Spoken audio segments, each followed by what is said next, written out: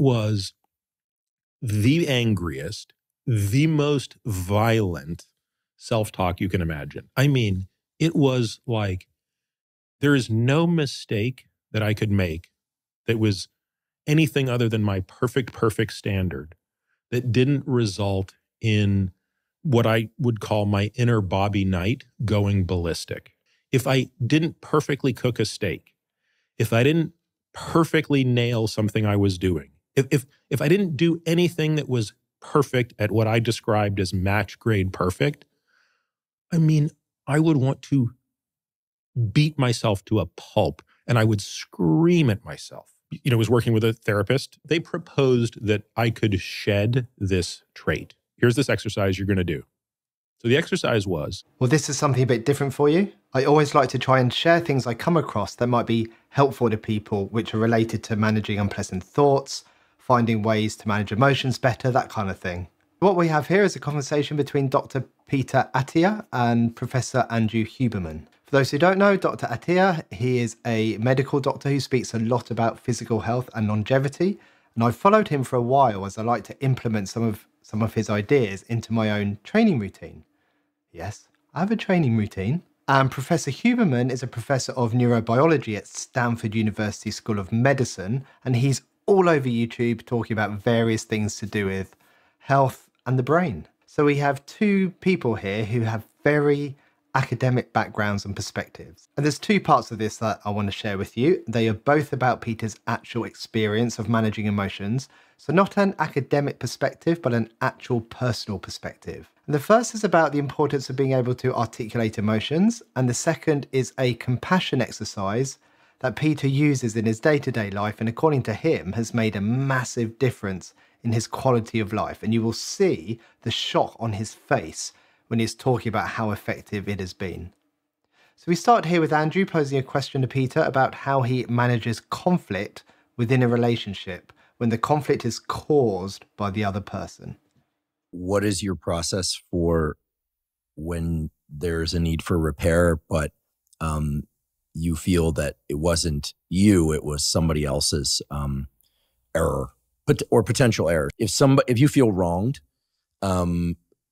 assuming that wrong wasn't sociopathically motivated, what is your process for going about repairing a relationship fracture like that? I always try to ask myself this question when I'm having some interpersonal conflict, which is, what am I optimizing for? So, if I'm having a quarrel with my wife, I have to remind myself that the objective or outcome is not necessarily the top priority. Being right all the time, which is my default state. It's just to be a bull in a china shop. It's to be authoritarian instead of authoritative. And that doesn't work if the relationship matters. So to answer your question, the first thing I'm going to ask myself if I feel slighted is, what is the nature of the relationship? Is it even worth trying to do something about this? And presumably you're asking the question because the lens is yes. This is someone who you care about more than in just a transactional way. First of all, let's just point out that Peter has got absolutely awesome taste in t-shirts. That was completely unintended. But also notice here how he's tapping into values. What sort of person does he want to be in this relationship? What sort of partner does he want to be? Does he want to prove that he's right, even though he might not be, or he might be? And is being right the most important thing in that moment? Or does he want to be seen as a loving partner or caring partner? And if so, how does he show that? What action can he take to live by that value or that quality that he desires? Is it that he forgoes a requirement to let the other person know that he is right? Okay, it all comes down to what he wants in that moment. And there's a choice there. Usually what I've realized is I can't try to approach the situation without fully understanding myself, and that takes a while. So generally, and this is where, I still 1 to 2 times a week, I'm still working with a therapist. I have to kind of try to figure it out on my own and then usually bounce it off a therapist and say, well, I think this is why I'm upset about this. I think that when this person did this or said this, I felt this. First of all, am I correct in what I felt? Because remember, sometimes you might, at least for me, this was the case. I would just feel anger in response to every interaction. But what I didn't realize was that anger was really just another emotion that was superimposed on top of hurt, or superimposed on top of fear, or superimposed on top of shame, or superimposed on top of something else. But I didn't know how to articulate any of those other emotions. So the only thing I could really articulate was anger. So if anger is the only thing I know and anger is the only response I see, it's not very helpful. It's not very insightful. So that's a big part of it, is being able to deconstruct what I'm feeling. Oh, what I really feel is loss, or what I really feel is abandonment right now. And that sometimes takes a while to figure out, at least for me. Like I'm still, I'm only a few years into this journey, and maybe other people figured these things out when they were in their 20s. And so they're veterans. They can do this more naturally. But that's step one. If I don't really understand what's going on, I can't even begin to try to approach this person to say, this is how I feel. This is, how do you feel? And what are we optimizing for in this interaction? Well, I certainly know you are not alone in this sense that it's a process and it takes a lot of time. And so what Peter's talking about here is so important. And that's the ability to be able to correctly identify the emotion that you are experiencing. I'm going to keep this brief in this video, as I go into a lot more detail about this in my Managing Emotions video series. But emotions are giving us a message about what is happening in our current environment and how we are responding to that. So it's really helpful to get that right. In this situation, are you feeling sad? Are you feeling happy? Are you feeling scared or angry? Each emotion has a different message, and it's helpful to try and get this right, so then we can understand the situation we are in better, and that allows us to understand and choose our potential responses better. And there's this idea from Dan Siegel named Name It to Tame It. We have two parts of the brain, often referred to as the upstairs brain and the downstairs brain. The upstairs brain can problem solve. It can think through choices. It can make plans and make decisions. Whereas the downstairs brain is more emotional. It's the limbic system. It's where fight, flight, and freeze takes place, and it can be really reactive. When people say they went from 0 to 100 in a second, that's because they have gone from their rational thinking part of the brain, their upstairs brain, to their emotional reactive downstairs brain. And the further down you go, the more the upstairs turns off. So before you know it, you were just reacting without thinking. And by naming the emotions, it's almost as if there is more of a connection of the two parts of the brain. And I think Dan Siegel refers to this as integration. And it means that both parts are able to work together more effectively. So just the act of naming the emotion can help give you more control over it. Now, let's look at the exercise that Peter does to help with some very critical and judgmental thinking. Just one of the hallmarks of my existence has always been, just an insane amount of anger and rage. It's been there as long as I've known. So I don't have a conscious memory of not having rage, right? So earliest memories of life, when I'm 5 years old, I have rage like you can't believe. And it's a problem all my life. So as a teenager, if I go more than 2 weeks without punching a hole in the wall of our house, it's a miracle. I mean, I am so good at drywall. You can't believe how good I am for all the stuff I have to repair around our house. Like, I'm breaking windows, it just doesn't matter. And so in a way, and of course I rationalized how much boxing saved my life because I had this amazing outlet for my rage, right? I got to basically exercise 6 hours a day. I'm hitting punching bags in people all day long. And it's just a beautiful outlet that keeps me out of jail. And a big part of that rage was inward, right? So it's not rocket science to understand that a person who has that much hatred for everyone has an enormous amount for themselves. Did you hear that bit? Someone who has that much hatred for everyone has an enormous amount of hatred for themselves. And I wonder if what he is really experiencing there is more like shame, a feeling that he is a bad person for the way he comes across to other people. And a secondary emotion there could be anger. And then that causes this cycle of feeling shame, having an anger response, and that anger response then leads to more shame. And I don't know if that's what is going on for Peter here, as I obviously don't know him, but I'm just throwing that out there for some ideas for people to think about in terms of how these kind of primary and secondary emotions can interact with each other and cause this kind of maintenance cycle. So one of the things I didn't realize was happening was what my inner monologue was, because as you can appreciate, your inner monologue is so frequent and ubiquitous and present that it's easy to almost forget that it's there. I mean, that's the sort of dangerous part about it, right? Is kind of the David Foster Wallace, this is water thing. The fish are swimming through water. The water's everywhere. They don't even realize they're in water. You don't realize the subconscious stream of thoughts that constantly flow. But eventually I became aware. Never heard of that analogy or that metaphor before, but it can be true about our thoughts. You know, fish don't notice their water as they are surrounded by and they're in it all of the time, in the same way that we don't always notice our thoughts as they're always there with us. And if you can't notice them, then they can take control of us. That's why in ACT and a lot of other modalities, we try and get some distance from the thoughts so they aren't so close to us. If we can get some distance, we can see them for what they are, and that gives us some of the power back. If you can notice the content, you can't be the content. If you can notice it, it doesn't have to define you.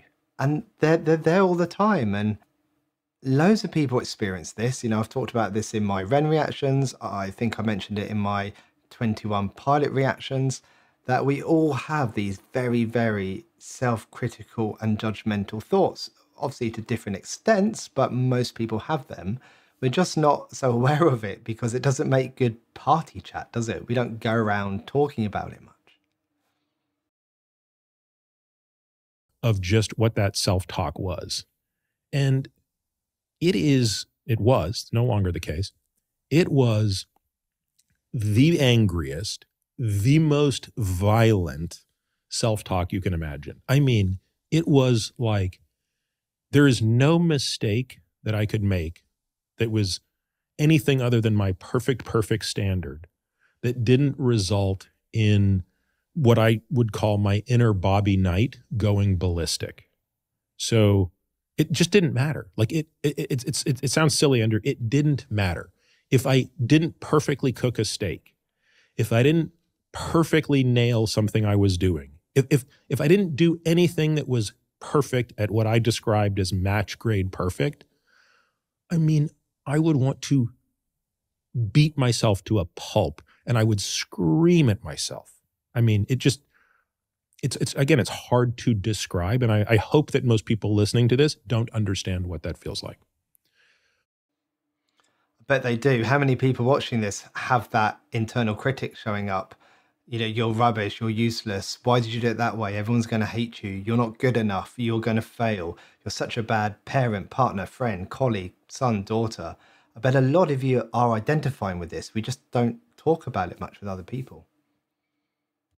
Well, it became very clear that that had to change, because when you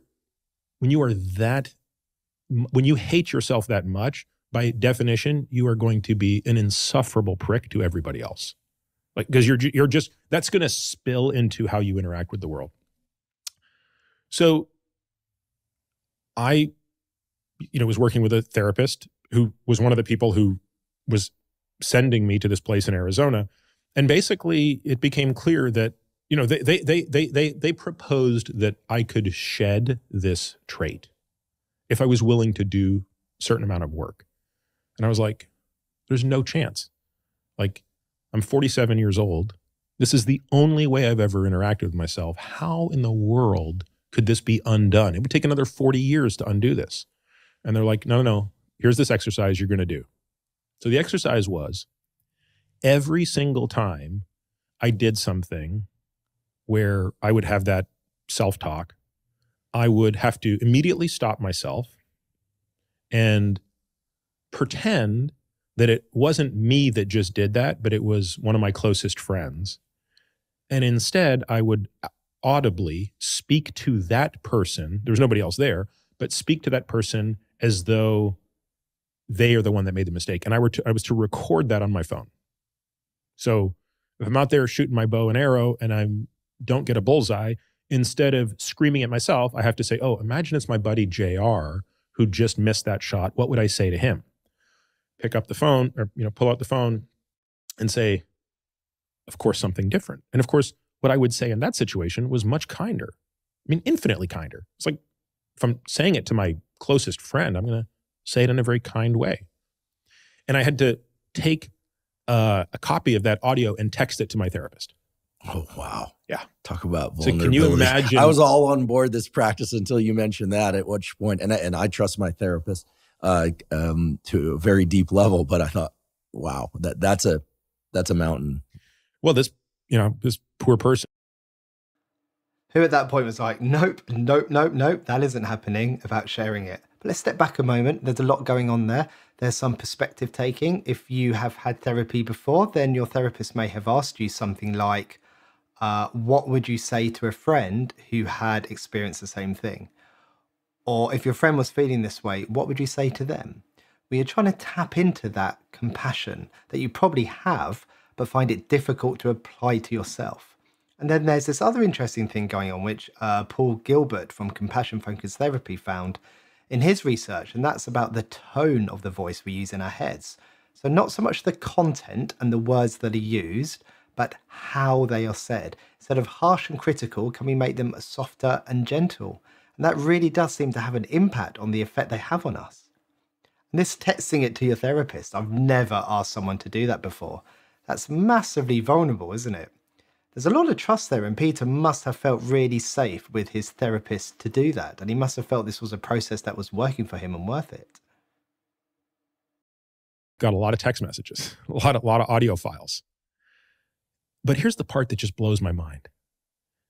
It only took, I don't know, I can't remember exactly. I'd have to go back to look at my journals. It only took about 4 months to get rid of Bobby Knight.